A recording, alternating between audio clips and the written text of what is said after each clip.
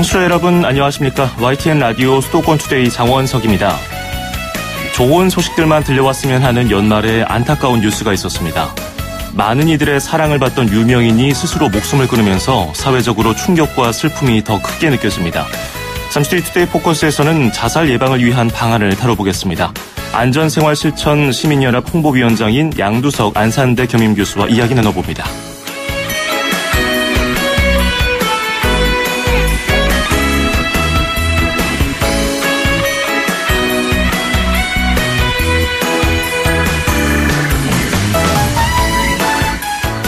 오늘 아침 앵커가 뽑은 수도권 뉴스입니다. 인천 영흥도 낚싯배 전복 사고의 후속 대책이 나왔습니다. 전국 모든 해양경찰청 파출소에 구조정 전용 선착장이 설치되고요. 사고가 많이 발생하는 지역에는 잠수가 가능한 구조요원을 배치하기로 했습니다. 이번 대책은 지속적인 관리를 통해서 잘 유지되길 바라겠습니다. 시아의 산타's Coming For Us 띄워드리면서 2017년 12월 20일 수도권 투데이 시작합니다.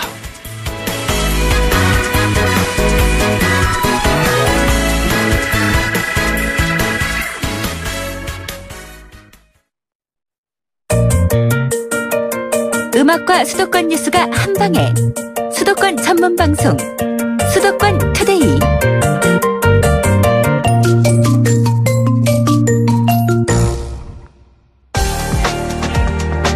투데이 포커스. 국내에는 물론 전 세계적으로 사랑을 크게 받아온 유명한 아이돌 그룹 멤버가 스스로 세상을 떠나는 안타까운 일이 발생했습니다. 많은 이들이 애도의 뜻을 표하고 또 명복을 빌었는데요. 전 세계적으로 비교를 해봐도 우리나라 자살률은 많이 알려진 것처럼 굉장히 높습니다. 지금 우리가 당장 해야 할 일은 무엇일까요? 오늘 고민해보겠습니다. 안전생활실천 시민연합 자살예방센터장인 양두석 안산대 교수 스튜디오에 모셨습니다. 어서 오십시오. 안녕하세요. 이 자살 문제, 우리가 연예인의 경우는 아무래도 사회적으로 더 이슈가 크게 되고 부각되니까 관심을 갖게 되지만 우리가 평소에 자살 문제에 대해서 사실 이렇게 깊게 고민을 할 때가 있었나 좀 반성을 하게 되기도 합니다.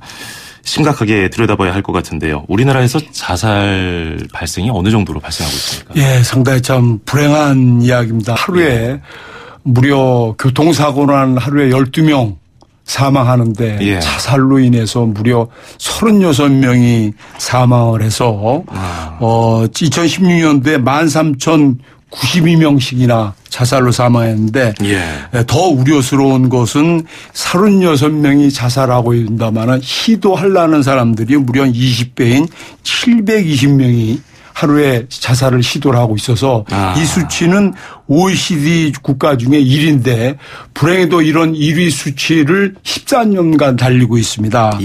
그래서 특히 이 자살을 한 명 자살하게 되면은 영향이 6명의 영향을 받습니다. 그래서 상당히 경제적인 손실도 자살로 한 5조 정도 경제적인 손실이 돼서 상당히 큰 사회적인 재난이라고 생각이 듭니다. 말씀하신 대로 우리나라는 경제협력개발기구 OECD 국가 중에 지금 10수년째 자살률 1위. 우리나라에서 이렇게 특별하게 자살률이 높은 이유는 어떻게 분석이 되고 있습니까? 옛날에는 자기 목숨을 끈다는 건 있을 수가 없었습니다만은 90년대만 IMF를 겪으면서 금융위기를 겪으면서 실직을 하거나 또는 경제적인 어려움을 이기지 못해서 자살하는 사람들로 늘어나는 반면에 또한 우리나라 사회가 상당히 학력 또한 평가, 성공지상주의 상당히 경쟁이 치열하다 보니까 이런 데서에 이기지 못해서의 상대적 박탈감을 느끼는 분들도 있고 또 청년 실업이라든가 그리고 대책 없이 중장년층이 퇴직을 하거나 또 우리나라가 불행히도 이혼율이 높지 않습니까? 그리고 또 노인의 빈곤과 낮은 건강이라든가 특히 얼마 전에 현직 검사가 억울함을 이기지 못해서 자살로 생을 마감했지만은 또 무엇보다도 2000년대 후반에 유명인 자살 일들이 굉장히 많았습니다. 최진실이라든가 정다빈이라든가 안재환 이런 유명인들이 자살이 늘면서의 모방이나 추종 자살이 늘어나서 자살이 급격히 늘어난 것으로 판단을 하고 있습니다. 교통사고 같은 다른 부문 사망률은 상대적으로 좀 줄어가는 추세인데 이 자살률 줄이기는 왜 이렇게 어려울까요? 예, 참 교통사고는 지금 말씀하셨지만은 90년대에 14,000명씩 사망자가 있던 것이 예. 지금은 4,000명으로 3분의 1로 줄었습니다만은 불행히도 자살은 90년대 4,000명이 지금 14,000명으로 3배가 늘어났는데 상당히 이렇게 자살이 느는 이유는 아무래도 상당히 어려움들 그리고 우리나라 사람들이 경쟁에 치열한 데서에 이기지 못하고 이런 데서에 늘어났다고 생각이 듭니다. 2008년이었죠. 유명한 모 배우가 스스로 세상을 떠난 다음 날에 예. 갑자기 그 자살 시도한 사람이 급격하게 늘었던 사례도 있는데요. 그렇습니다. 단순하게 생각을 해봐도 감정적으로 흔들리기 쉬운 청소년 그리고 예. 뭐 어린아이들 예. 이런 세대들은 아무래도 유명 연예인의 죽음을 대하는 심리적인 그런 충격이 더 클 것 같습니다. 뭐 아직 누군가가 세상을 떠난다는 거에 대해서 어른들에 비해서는 상대적으로 경험을 덜 해봤고 생각을 덜 해봤기 때문이 아닌가 이런 생각이 드는데 이른바 뭐 베르테르 효과, 예. 추종 자살에 대한 우려도 많이 하시는데 이 부분은 어떻게 보십니까? 예, 상당히 지금 우려가 샤이니가 갑작스럽게 죽음으로 젊은 사람들이 충격도 받고 그랬습니다만은 특히 젊은 사람들이 감정이 예민하지 않습니까? 그리고 상당히 또 연예인에 대한 존경심 이런 것들로 인해서의 연예인들이 자살한 후에 특히 통계를 보면은 2005년부터 그 당시에 연예인들이 많이 사망을 했습니다만 2011년 7년간 자살자 수가 94,800명 중에 무려 한 달 내 자살한 사람이 18%인 17,000명이 이렇게 유명인들 자살로 인해서 추종자살, 모방자살이 일어났는데요. 중요한 것은 저는 언론 보도가 굉장히 중요하다고 생각합니다. 예. 언론 특히 외국 같은 경우는 유명인들 자살에 대해서는 자살 방법이라든가 도구, 장소 이런 걸 일체 보도를 하지 않고 있습니다. 오늘 저희들이 샤이니가 갑작스럽게 자살했습니다마는 예, 샤이니 우리나라 조연 씨가 매체에서는 일부 매체를 제외하고는 자살 방법이라든가 도구라든가 이 원인 이런 것들을 상당히 무분별하게 보도하고 있습니다만 예. 바로 저희가 찾아본 영국의 인터넷 신문 더 선에서는 그 사실만 보도를 했습니다. 샤니가 같은 자살로 사건을 두고 그렇습니다. 자살 죽었다. 요런데 우리나라 방송 매체에서는 그런 것들이 팩트 중심으로 이야기한다고 해서 원인이라든가 특히 도구 이런 것들은 절대 보도를 하지 않아야 되는데 이러한 것들을 보도함으로써 그런 연예인들을 사랑하는 사람들 이런 사람들이 특히 자살 고민하는 사람들이 720명 있다고 그랬지 않습니까? 예. 이런 분들이 추종 자살이나 모방 자살로 이어지기 때문에 제가 연구해 본 결과로는 언론들이 자살 방법, 도구, 장소 이런 것들은 절대 보도를 하지 않는 것이 중요하다고 생각됩니다. 이런 행위를 모방하는 그런 사례가 앞서 있었기 때문에 특정한 방식으로 스스로 목숨을 끊은 그런 것들을 따라하는 경우에 대해서 실제로 언론 보도가 어떻게 대처를 해야 되는지 말씀해 주셨는데요. 지난 7월이었습니다. 미국의 록밴드 링킨 파크 보컬 체스터 베닝턴이 스스로 목숨을 끊은 상태로 이제 발견이 됐었는데 이 당시에도 외국의 보도 형태가 우리와는 많이 달랐습니다. 그렇습니다. 그 사실만 사망했다는 사실만 보도를 하고 자살 방법이라든가 도구 이런 거 일체를 보도를 않는데 예. 또 미국 록 그룹의 커트 코베인이 자살을 한 적이 있습니다. 이 사람도 유명한 록 가수였었는데 이 사람이 자살하고 추종 자살이라든가 모방 자살을 방지하기 위해서 부인이 자살이 아니고 마약과 알코올 중독으로 사망했다. 이렇게 발표를 함으로써 이 연예인의 추종 자살, 모방 자살을 방지를 했는데 핀란드가 상당히 자살률이 굉장히 높았던 나라인데 이러한 예. 나라도 이런 연예인들의 그 자살 방법이라든가 도구, 장소 이런 것들은 일체 보도를 금지시키는 것이 굉장히 중요한 팩트라고 생각이 듭니다. 예. 말씀하신 것처럼 자살 예방은 뭐 어느 한 분야에서 힘쓴다고 되는 일도 아닌 것 같고요.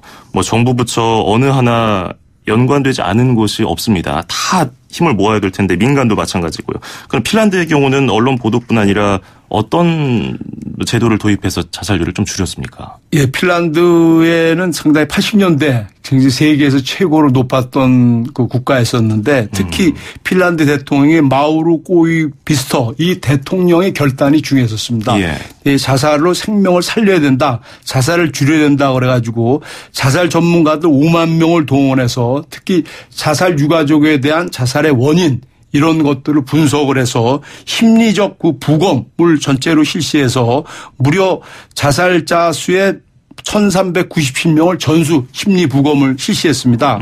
그래서 자살 전에 주변 환경을 조사를 했고 그다음에 유가족들의 심리층의 그 면접이라든가 그리고 이러한 자살에 대한 원인에 대한 DB를 그 데이터를 갖다가 축적을 했고 특히 고위험군에 대한 프로그램 관리를 해서 자살을 무려 3분의 1로 줄였던 상당히 대표적인 국가라고 생각하는데 여기에서 핀란드에서 했던 거는 정부의 의지가 굉장히 중요했고 예. 그리고 정부와 지자체, 학교, 산업단체, 민간단체 이런 단체들이 유기적으로 협조를 해서 자살을 대표적으로 줄였던 그 국가가 된다고 생각됩니다. 예. 일본도 자살률이 굉장히 높기로 알려져 있었는데요. 뭐 단순 비교는 어렵습니다만은 우리나라하고 일본이 자살 예방 정책에 쓰는 돈이 한 30배 정도 차이가 납니다. 그렇습니다. 이 부분 비교해서 뭐 인력도 마찬가지고요. 예. 이 부분 좀 비교를 하면서 설명해 주실까요? 예, 일본도 2003년에 자살자 수가 무려 3만 4천 명씩이나 급증하게 돼서 예. 2006년도에 자살에 대한 총리 우리말하면 대통령 직속으로 자살 예방 대책 기본법을 만들어서 5년간 무려 3천억을 투자를 해서 전화 상담 지원이라든가 우울증 의료 체계 개선이라든가 고위험군에 대한 조기 발견 그리고 약사나 미용사를 통해서 게이트키퍼를 적극적으로 활용을 했고 또한 자살 미수자에 대한 재기도 방지 대책을 민간 정부하고 민간단체가 10년간 적극적으로 추진해서 2016년에 37%나 굉장히 줄였었는데 예. 특히 특히 일본을 제가 올해 5월 달에 갔다 왔었는데요. 일본은 국회에 자살 예방 포럼을 만들고 있습니다. 근데 거기 회장은 후생성 장관했던 분이 회장을 하고 했는데 100명이 모이셔서 자살에 대한 예방 기본법이라든가 그다음에 정부 지원 대책이라든가 이런 걸 적극적으로 지원해서 자살을 대폭적으로 줄였던 것이 굉장히 좋은 선례가 된다고 생각됩니다. 예, 정부의 그 고위 관계자들이 이제 힘을 밀어주면서 컨트롤 타워도 세워놓고 또 막대한 예산을 투입하면서 이런 성과를 좀 내고 있는데 우리나라는 그러면 어떤 노력과 대책이 좀 필요하다고 보십니까? 예, 우리나라도 자살 예방 5개년 계획 이런 것들을 수립을 한 적이 있습니다. 예. 그러나 일본에 비해서 30분의 1도 안 되는 3천억인데 우리는 5개년에 85억 분이 투자를 안 했었고 그리고 우리나라 같은 경우에는 상당히 자살에 대한 그 줄여야 되겠다는 정부의 의지가 굉장히 미약해서 5개년 계획을 수립을 해서 시행을 했지만 오히려 자살이 늘어났던 적이 있습니다. 예. 그래서 뒤늦게 2011년에 자살의 예방 기본법을 갖다 만들었습니다마는 불행히도 우리나라는 자살을 전담하는 정부의 과가 없습니다. 보건복지부가 전담 부서인데 예. 과가 없어서 이제 뒤늦게 문재인 정부에서 자살에 대한 심각성을 인식해서 국정과제에 100대 과제에 44번째에 넣었던 것은 다행입니다마는 그리고 올해부터는 이제 과를 신설해서 예전에는 과장하고 서기관 두 번만이 자살에 대한 그 대책을 마련했으니까 예. 실질적으로 굉장히 미비했는데 뒤늦게나마 이제 정부에서 의지를 갖고 투자를 하는데 특히 올해 같은 경우에 예산이 95억이었습니다. 근데 내년에 한 105억 6%밖에 안 늘어났는데 저희들이 정부나 또 국회라든가 시민단체 자살 관련된 시민단체가 노력해서 한 60억을 더 증액을 시켜서 이제 한 163억 정도가 되는데 특히 자살을 줄이겠다는 것은 중요한 것은 자살에 관련된 부처들이 많다고 생각됩니다. 예. 군인은 국방부고 학생들은 교육부고 특히 농민은 농축산부고 특히 연예인들은 문화관광부 아닙니까? 예. 그래서 보건복지부가 혼자서 할 것이 아니라 일본과 같이 우리나라도 대통령 직속으로 만들어 전 정부 부처가 합심을 해서 지자체와 그다음에 의료계와 종교계 시민단체가 일심동체에서 추진을 해야지 일본과 같이 대폭적으로 자살을 줄일 수 있다고 생각이 듭니다. 예. 이제 큰 틀에서 이제 정부 주도의 대대적인 자살 예방 대책이 필요하다는 주장을 해주셨는데요. 이제 마무리를 하면서 요즘에 우리가 좀 힘들다, 정신적으로 고통을 받는다 이렇게 얘기를 하면은 병원 가세요. 정신과 가서 치료받으세요. 이렇게 떠미는 분위기도 우리가 좀 경계해야 되는 거 아니냐 이런 우려의 목소리도 있거든요.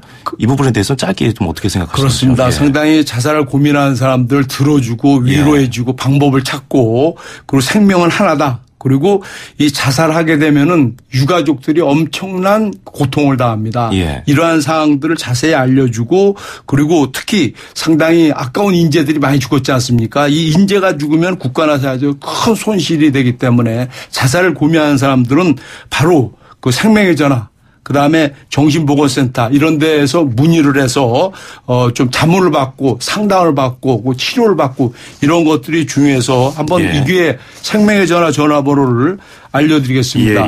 1588-9191 그다음에 정신보건센터는 1577-0199 이런 데 바로 연락을 하셔서 고민하시는 분들은 좀 자문을 받고 상담도 받고 치료를 받고 이러한 노력을 해서 절대 자살은 아까운 생명을 버린다는 것은 국가적으로 큰 손실이라는 것을 누구나 좀 생각을 했으면 좋겠다 생각됩니다. 예, 우리 모두가 힘을 합쳐야겠습니다. 1588-9191 그리고 1577-0119 이 번호 꼭 기억하시고서요. 뭐 어려움을 호소하시는 분들에게 도움을 줄 때 이 번호를 좀 이용하시면 되겠습니다. 오늘 뭐 진지한 얘기 잘 해봤습니다. 잘 들었습니다. 고맙습니다. 감사합니다. 네, 지금까지 안전생활실천시민연합 자살예방센터장인 양두석 안산대 교수였습니다.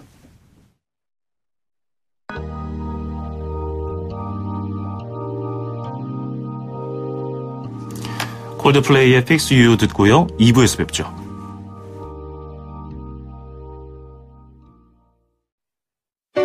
(2500만) 수도권 청취자를 위한 모든 소식이 한자리에 YTN 뉴스 FM 수도권 투데이 FM 94.5MHz YTN 뉴스 FM 수도권 투데이 2부 듣고 계시고요. 저는 아나운서 장원석입니다. 광고 전해드리고요. 잠시 뒤에 수도권 행정탐방 그리고 여기는 출입처입니다 코너로 이어갑니다. 서울, 경기, 인천, 집고! 수도권 정부의 핵심이 바로 여기에 수도권 행정탐방. 수도권 행정탐방 수요일 순서 서울특별시 소식 들어보겠습니다. 하상현 소상공인정책팀장 연결되어 있습니다. 팀장님 안녕하세요. 네, 안녕하십니까. 반갑습니다. 예, 안녕하십니까. 연말을 맞아서 여의도에서 지금 굉장히 특별한 행사가 열리고 있다고 들었는데요. 어떤 행사입니까? 네, 지난 15일에 서울 크리스마스 마켓이 개장했는데요. 예. 서울 크리스마스 마켓 아직은 생소하신 분들도 계실 텐데요. 서울시에서는 숨가쁘게 달려온 한 해를 마무리하는 연말을 친구, 연인, 그리고 직장 동료와 같은 소중한 사람과 한강을 보며 푸드트럭의 특별한 크리스마스 음식을 함께 즐기고 감사한 마음을 전하고 싶은 이에게 정성이 가득 담긴 핸드메이드로 크리스마스 선물을 준비할 수 있도록 여의도 한강공원에 2017 서울 크리스마스 마켓을 준비했습니다. 이 크리스마스 마켓이 벌써 올해로 세 번째라고 들었는데요. 올해 크리스마스 마켓만의 특별한 점이 있다면 뭐가 있을까요? 네, 올해는 유럽에서 가장 오래된 무려 446년 전통의 크리스마스 마켓이 열리는 프랑스 스트라스부르와의 협업으로 마켓이 운영됩니다. 프랑스에서 온 12개의 샬레 안에서 프랑스 장인들이 만든 수공예품과 프랑스 제빵사가 매일 직접 구운 빵과 쿠키, 그리고 알자스 지방의 전통의 요리, 그리고 향신료를 넣고 끓인 따뜻한 음료 등이 준비됩니다. 화려한 조명과 장식을 보며 이색적인 분위기를 느끼실 수 있으리라고 기대합니다. 평소에 우리나라에서 쉽게 접할 수 없었던 그런 프랑스 문화를 또 볼 수 있을 것 같은데요. 기대가 됩니다.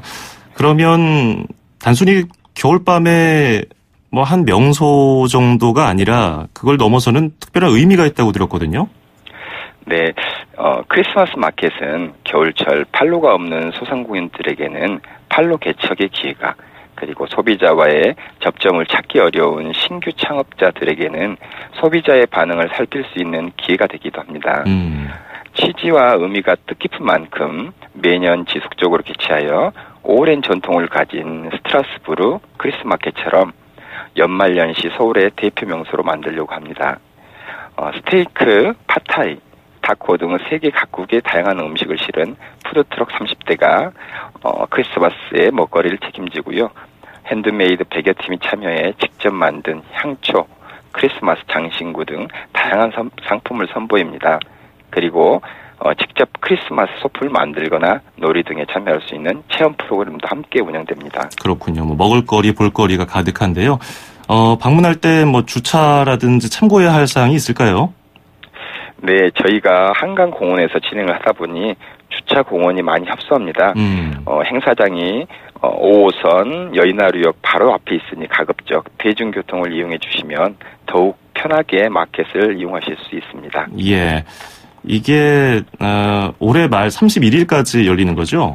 네, 그렇습니다. 예, 여의나루역 2번 출구에서 열리는 크리스마스 마켓 많은 분들이 찾아서 또 즐거운 시간 보내셨으면 좋겠습니다. 오늘 말씀 고맙습니다. 네, 감사합니다. 네, 지금까지 서울시 소상공인 지원과의 이창현 소상공인 정책팀장이었습니다.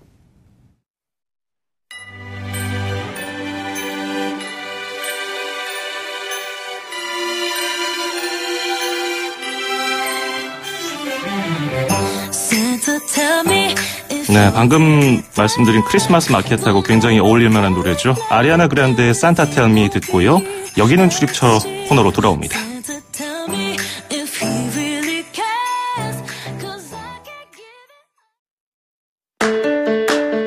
2,500만 수도권 청취자들의 살맛 나는 오늘 하루를 위해 수도권 투데이가 여러분을 응원합니다.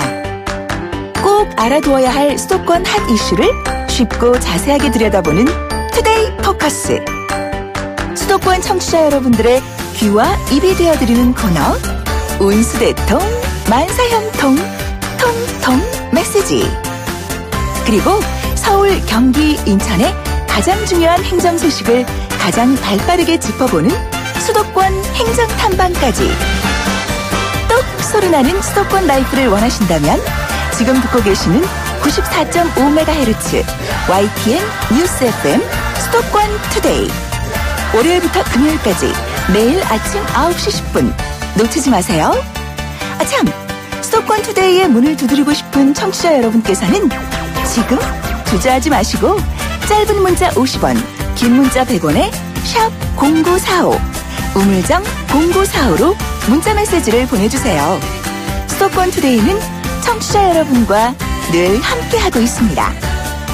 평일 오전 9시 10분 94.5MHz YTN 뉴스 FM 수도권 투데이.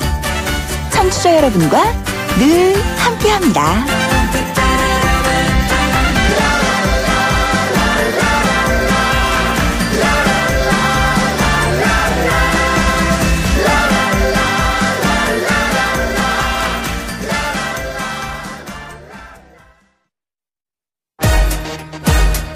출입처 기자들의 수첩을 살짝. 가장 빠른 수도권 소식을 전해드립니다. 여기는 출입처입니다. 네, 출입처로 가보는 시간, 오늘은 서울시청으로 가보겠습니다. YTN 홍주혜 기자가 연결되어 있습니다. 안녕하세요. 예, 안녕하세요. 예, 먼저 서울시가 직접 운영하고 있는 도심 공원들이 음주 청정지역으로 지정이 된다고 하던데요. 그러면 여기서 술을 마실 수 없게 되는 건가요? 그런 것은 아닙니다. 예. 음주 자체가 금지되는 건 아니고요. 술에 취해 소리를 지르거나 해서 남에게 혐오감을 주는 행위가 금지됩니다. 음주 청정지역 제도는 새해부터 시작되는데 서울숲이나 보라매 공원, 푸른 수목원, 선유도 공원 등 서울시가 직접 운영하는 도심공원 22곳이 대상입니다. 일단 석 달은 계도 기간이고 그 이후인 내년 4월부터는 본격적인 단속에 들어가 위반 행위가 적발되면 10만 원의 과태료를 물릴 계획입니다. 그렇군요. 뭐 날이 풀리게 되면은 돗자리 깔고서 거기서 뭐 단단한 간식이나 뭐 도시락 드시는 분들 계실 텐데 거기서 술을 너무 많이 마셔서 난동을 부리면은 처벌을 받게 되겠습니다. 자, 그리고 공무원 수험생들이 많은 서울 노량진 컵밥거리 일대가 금연거리로 지정이 된다고요? 네, 노량진 컵밥거리의 보행로 340m가 내일부터 금연거리로 지정됩니다. 워낙 유동인구가 많고 대형 학원도 몰려 있어서 그동안 민원이 많았다는 게 동작구의 설명입니다. 역시 내년 2월 20일까지 2달간 계도 기간을 거치게 되는데요. 그 뒤엔 담배를 피우다 적발되면 과태료 10만 원을 물게 됩니다. 예. 자, 그리고 서울시가 새해부터는 또 열화상 카메라를 이용해서 공회전하는 차량을 단속한다는 소식도 있는데요. 이건 또 어떤 내용인가요? 현재 공회전 단속은 단속반이 초시계를 들고 직접 공회전 시간을 잰 뒤에 기준 시간을 초과하면 과태료를 부과하는 방식으로 이루어지고 있는데요. 예. 이러다 보니 확실한 증거가 있는지를 둘러싸고 실랑이가 벌어지는 경우가 적지 않았습니다. 그래서 열화상 카메라를 이용해 머플러 주변의 온도를 측정하는 방식으로 단속을 해보겠다는 겁니다. 서울시는 우선 내년 1월부터 2달간은 열화상 카메라가 부착된 스마트폰 2대를 투입해서 시범 운영할 계획이고요. 미세먼지가 심해지는 봄철이 되면 공회전 상습 지역에 본격적으로 투입하겠다고 밝혔습니다. 현재 서울시 전 지역은 공회전 제한 지역이고 특히 터미널이나 차고지, 관광지 등 2,700여 곳은 공회전 중점 제한 장소로 분류돼 있습니다. 실제로 이거 가지고서 실랑이 벌이는 분들 많았었는데 열화상 카메라를 도입하면은 확실히 이런 논쟁이 좀 줄어들 수는 있겠군요. 주의하셔야겠습니다. 자, 그리고 서울 광장 스케이트장이 모레 개장한다는 소식 저희 유튜건 기자가 전해드린 바가 있는데요. 오늘 여의도공원 스케이트장은 오늘 문을 여네요. 네, 오전 10시부터 운영을 시작하니까 잠시 뒤면 문을 열어서 내년 2월 말까지 시민들을 맞게 됩니다. 예. 여의도공원 스케이트장은 여의 아이스파크라는 이름을 갖고 있는데요. 아이스링크 외에도 푸드코트나 야외 쉼터 같은 부대 시설을 또 갖추고 있습니다. 운영 시간은 오전 10시부터 오후 9시 반까지고요. 입장료는 90분 단위로 1,000원이고 1일권으로 끊으면 2,000원입니다. 회차별로 최대 400명까지만 이용할 수 있으니까 홈페이지나 전화로 미리 현황을 확인하는 게 좋습니다. 그렇군요. 여의도공원 스케이트장은 미리 전화나 홈페이지로 확인하고 가시는 게 좋겠습니다. 네, 오늘 말씀 잘 들었습니다. 고맙습니다. 네, 고맙습니다. 네, 지금까지 YTN 홍주혜 기자였습니다.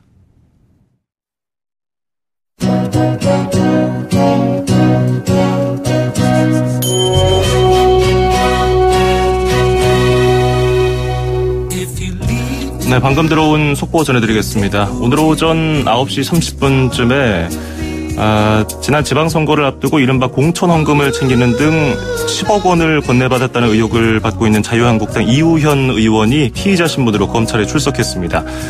이 의원은 공천헌금 수수가 사실이 아니며 검찰 조사에서 제대로 소명할 것이고 지역 주민께 죄송하다고 밝힌 뒤에 조사를 받으러 들어갔습니다.